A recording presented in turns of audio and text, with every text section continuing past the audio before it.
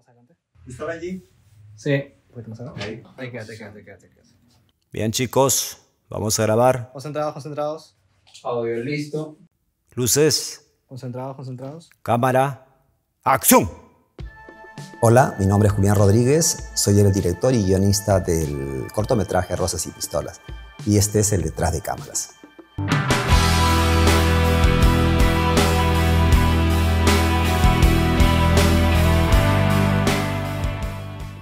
Soy abogado de profesión, un especialista en derecho penal, y por muchos años he dedicado mi vida al noble ejercicio del derecho. No obstante, hace ya año y medio que he dejado de litigar, y a la par con mi carrera de abogado he perseguido también otros sueños artísticos, como lo es, por ejemplo, la literatura. He publicado 10 libros, entre novelas, poesías y cuentos. Poseo una amplia biblioteca en casa y leo bastante. Mi familia, mi hijo, los que me conocen por eso, ¿no? Que soy una persona muy apegada a la lectura. Sin embargo, yo en realidad consumo más películas que libros. He sido inspirado por grandes cineastas, grandes directores de cine, como el caso, digamos, de Alfred Hitchcock. Desde niño, por ejemplo, me impactó mucho Psicosis. Igualmente Stanley Kubrick, Akira Kurosawa, Martin Scorsese, Darren Aronofsky. Últimamente me gusta mucho ver las películas de Tarantino, de David Fincher y otros directores. Y lo que siempre me ha apasionado ha sido el cine, más que la propia literatura o la pintura u otro tipo de arte, sino que más fácil naturalmente es escribir un libro, porque para escribir un libro solamente se necesita la mente, el cerebro y un papel, lápiz. Si tienes a lo mejor una computadora, una laptop, pues también, ¿no? Plasmar tus cuentos, tus historias, tus novelas. No obstante, así tengas guiones y tengas proyectos para filmar una película, nadie dice, bueno, ya mañana filmo una película, porque se necesitan muchos recursos técnicos, dinero, la parte económica es fundamental. Hay que decir la verdad, o sea, nadie va a venir y decirte, oye, tienes un guión, yo te filmo, ¿no? la película. Entonces, a veces uno mismo se tiene que dar la oportunidad, y siempre tuve ese sueño de filmar alguna vez uno de mis guiones, ser el director de mi propio cortometraje o de mi propia película. Bueno, yo considero que un director tiene que tener nociones de actuación para poder dirigir. Es por ello que en enero del 2023 decidí llevar un taller de actuación con Pietro Civile, uno de los actores a quien admiro mucho. Creo que es uno de los mejores que tiene nuestro país, y me inscribí porque siempre pensé, ¿no? Si uno es un buen actor, creo que también podría ser un profesor y aprender mucho de él. Pero no me inscribí en el taller para ser un actor o qué sé yo. En realidad quería conocer sobre actuación para luego poder dirigir a los actores. Acción.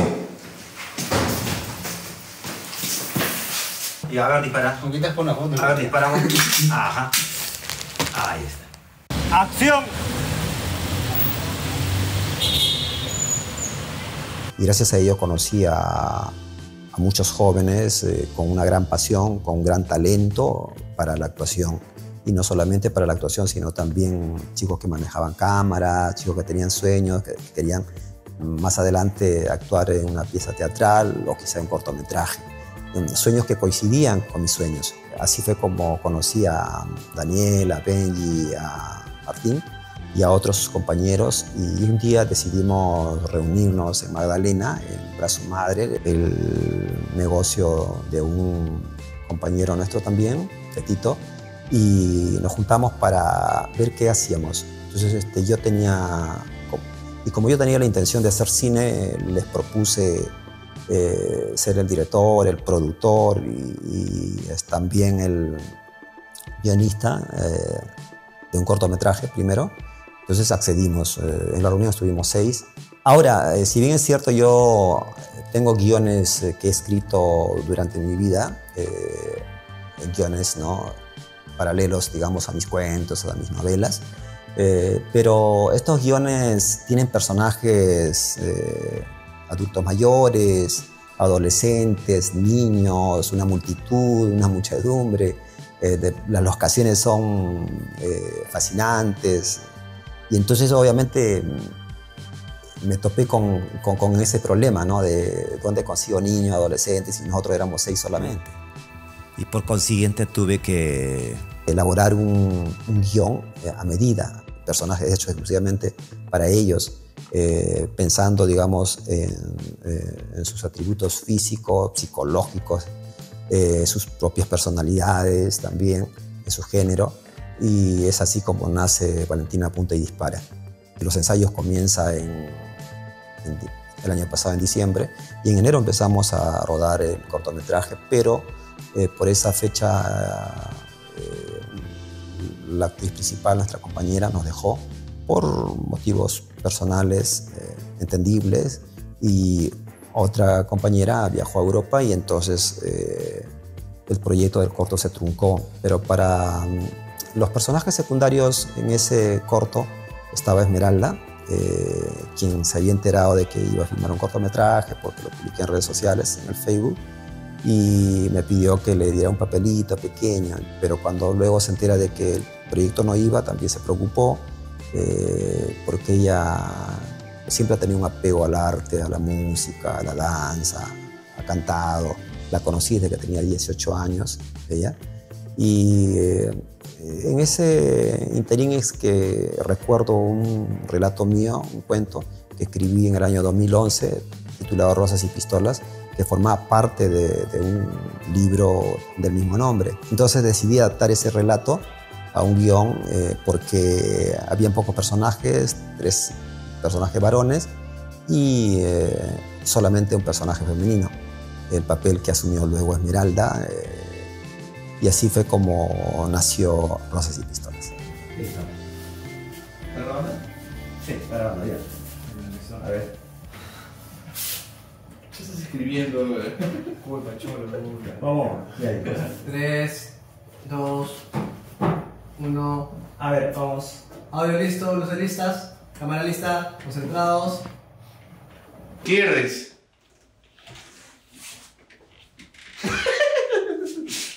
Todo tiempo. Claro que solo había un inconveniente, porque en el relato el personaje femenino llamado Almudena está justamente intimando con un amante. Yo quería tocar con mucha sutileza ya en la parte visual con la actriz que personificaría a Almudena.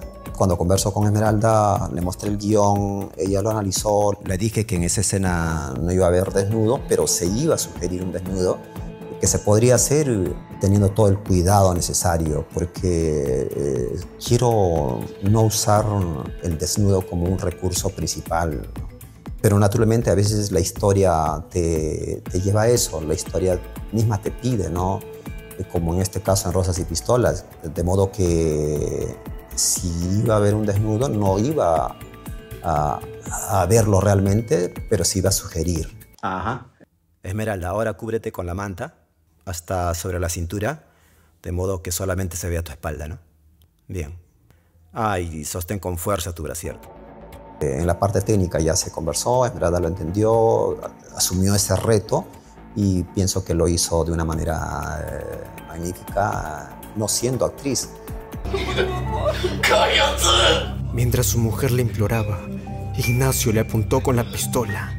Paralelo al proyecto de filmar el cortometraje, también estaba ya adquiriendo algunos equipos para mi productora, micrófonos profesionales, luces, una grabadora también de audio, pero aún todavía no había adquirido la cámara. Tenía pensado una cámara de cine, una Blackmagic, Estaba en esa disyuntiva de elegir si era esa cámara con la que íbamos a filmar o quizá con una Sony, con una Canon que también había pensado. Obviamente cámaras profesionales, de cine, lentes de cine, porque íbamos a hacer cine. O sea, yo quería hacer cine. Entonces tenía que tener buenos equipos, tanto en la grabación como también en la postproducción. Sin embargo, siempre me había seducido la idea de grabar con un iPhone. Entonces, no sé si se han dado cuenta, pero este cortometraje, señores, ha sido grabado con un iPhone 14 Pro de 250 GB. ¿Cómo llegamos a eso? Como estaba en el dilema de qué equipos usar, pero a la vez me seducía porque había visto películas, cortometrajes también, ni qué decir, digamos, de videoclips grabados con iPhone. Ahora, películas independientes y películas que venían de la misma industria de Hollywood.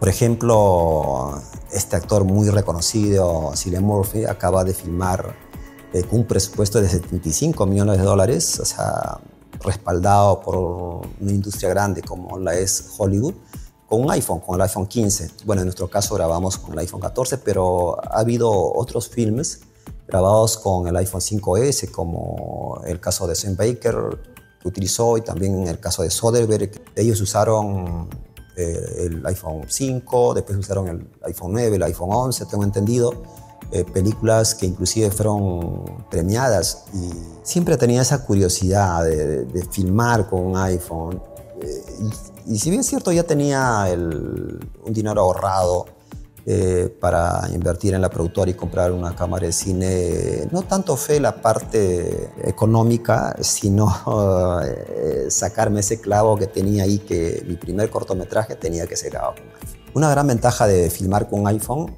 es la grabación en exteriores, ya que quería grabar, por ejemplo, en la Plaza San Martín, también en las calles del centro de Lima, y si hubiéramos, creo, grabado con una cámara grande, profesional de cine, hubiéramos tenido inconvenientes, quizá pedir permiso a la municipalidad y cosas por el estilo, incluso en el edificio donde también se grabó. Emoción, emoción.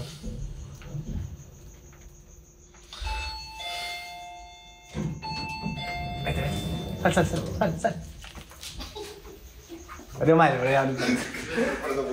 Sí, acción, ahí recién deja de respirar. Cámara grabando. Audio.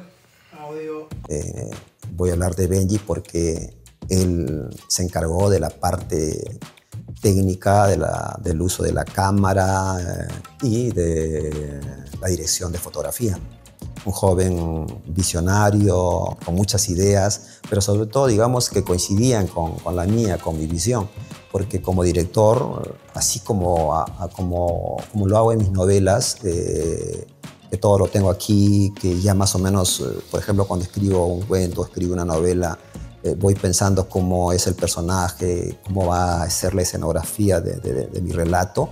Lo mismo me sucede cuando escribo los guiones y ahora cuando dirijo, ¿no? Cuando dirijo ya quiero cómo se va a ver tal escena, inclusive los colores, o de qué ángulo hay que filmar, cómo hay que filmar. Y eso lo entendía de Benji, inclusive hacía aportes que engrandecían la escena y mejoraban mi visión. Voy a grabar un poco donde se pelean y después mientras se escucha los sonidos, voy a hacer este paneo y me voy a quedar en primer plano. Es por eso que agradezco mucho a Benji, que no solamente se encargó de la parte técnica, sino también fue mi asistente en la dirección. En cuanto a la postproducción, sí tuvimos una ventaja. No tuvimos muchos inconvenientes porque en mi casa tengo un estudio de sonido con implementos o equipos técnicos profesionales para grabar, mezclar y masterizar audio. En vista de que me gusta la música, cuando era mucho más joven grabé 2 discos, incluso tuve mi propio estudio de grabación. Y desde entonces he rescatado, me quedé con algunos equipos que los tengo acá en casa, en este estudio, como ven. Pero también en los últimos años, poco a poco fui adquiriendo y renovando nuevos equipos profesionales de alta gama. Eso ayudó mucho para la grabación, por ejemplo, del narrador, que grabamos acá en el estudio bien insonorizado, un estudio full acústico. Ahora, cuando llegamos a la parte de la inclusión de la banda sonora, también creo yo que mi pasado como músico me ayudó mucho porque conozco a guitarristas, tecladistas, pianistas, profesionales, y como es el caso de Carlos Neira, quien también alguna vez me apoyó en uno de mis discos y es un talentoso, lo conocí desde que éramos ambos muy jovencitos y ahora con toda la experiencia y el bagaje que tenía, digamos, en el manejo de los teclados, aportó grandemente y su trabajo, su talento le dio esa grandiosidad que necesitaba del cortometraje.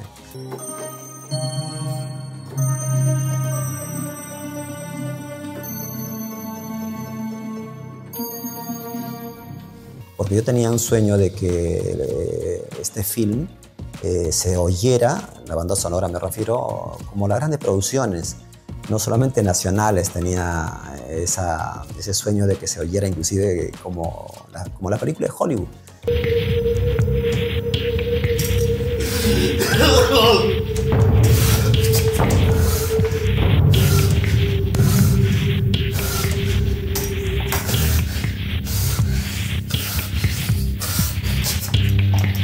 El tema de la colorización es muy importante para una película, sobre todo, digamos, para el director y para el director de fotografía, ¿no? Obviamente.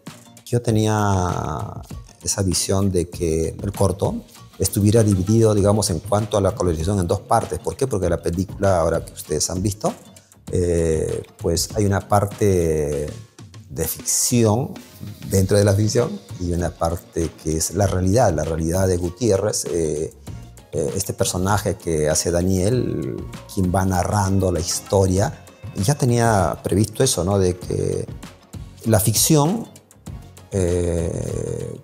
todo lo que se suscita, digamos, en el departamento y también en la calle, en la Plaza San Martín, fuese colorizado de una manera que contrastara con la otra parte, con la parte de la realidad, con la parte de la oficina, ¿no? de Ignacio con Gutiérrez. La parte de la ficción yo había previsto que se colorizara con la técnica del Tilan Orange y la otra con un tono verde, acerado, un poquito más frío, distinto, ¿no? Que hubiera un contraste con lo anterior. Un día Benji y Javier llegaron al estudio. Nos quedamos 2 días analizando la colorización del cortometraje y creo que se logró lo que al menos yo quería, y Javier lo hizo de una manera maravillosa, profesional, y obviamente agradezco mucho no solamente a él sino a Benji porque fue él quien me contactó, y creo que también esperemos que contar con él en próximos proyectos. Rosas y Pistolas ha sido un verdadero desafío, una odisea, un camino lleno de complicaciones, pero a la vez ha sido un viaje placentero en el trayecto que todos los que hemos formado parte de este cortometraje nos apasiona, que es el cine.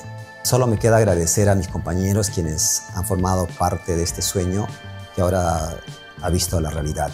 Este proyecto me ha confirmado algo que siempre creí, que no importa los recursos con los que cuentes ni las herramientas, sino la pasión con la que cuentas tu historia.